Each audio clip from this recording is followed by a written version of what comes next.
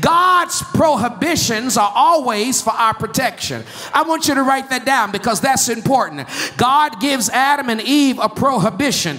Do not eat of the tree of knowledge of good and evil. Well, again, God's prohibitions are for our protection.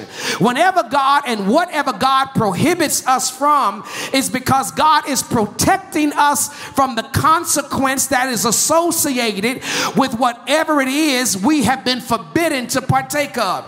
It's never that God doesn't want you to enjoy your life. It's never that God doesn't want you to be able to have the joy and the zest and the zeal of the human experience. But when God ever tells us, and as God ever tells us that something is not good for us, that we ought not to do something, that we ought not to be or behave in a certain or particular way, it is because God is protecting us from the consequences that are associated. Now, even though Adam did not have the knowledge of good and evil, what Adam did have was an understanding of obedience and disobedience. There's some people in this room that could testify very easily about what it means to have to obey God even when you don't have the full knowledge of exactly why it is that God is telling you to do whatever it is he's telling you to do. Is there anybody here ever had to follow God in the blind?